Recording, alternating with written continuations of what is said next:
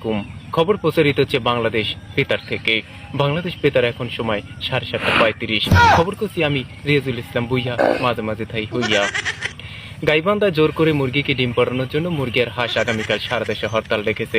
প্রধানমন্ত্রীর সাথে টেলিফোনে কথা বলেছে হাঁস ও মুরগি। মুরগি আর হাঁস বলেছে, আমাদের যদি আপনি বিচার না করেন তাহলে এর চেয়েও কঠোর হরতাল রাখতে বাধ্য হব।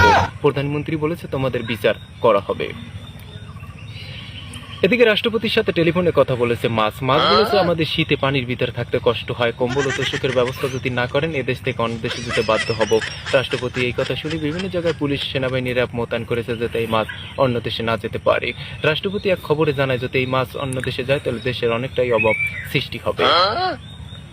এদিকে আগামীকাল চলবে দেশে বিশ্ব খানকি দিবস।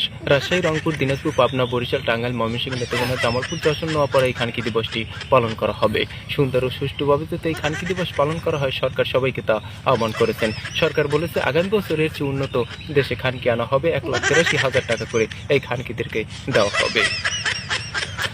এদিকে আগামী পরশুদিন বনমাইলের আবু সরকার কুত্তাকে প্যান্ট ও শার্ট দেবেন।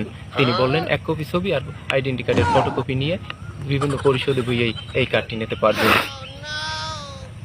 এদিকে গত রাত্রে যাত্রাবাড়ি মোড় থেকে বেশ কিছু মাসামাছিকে আটক করে পুলিশ বলেছে, গভীর রাত্রে এরা দোকান লুটপাট করার সময় আটক হয়। 3 মাস ও 4 মেসিকে রিমান্ড শেষে জানা যায় এরা অতিরিক্ত খিদার কারণেই এই কাজটি করেছে।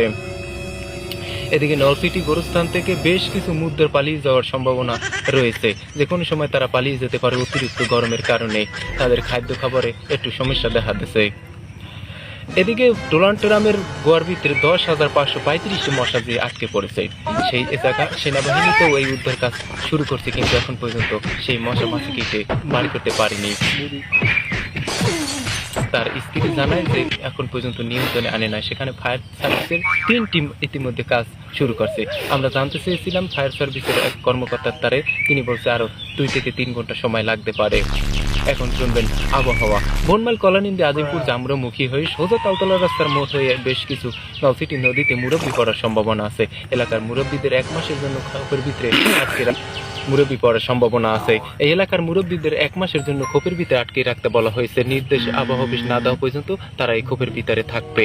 খবর শেষ হলে পরবর্তী খবর প্রচারিত হবে বাংলাদেশ বেতার থেকে।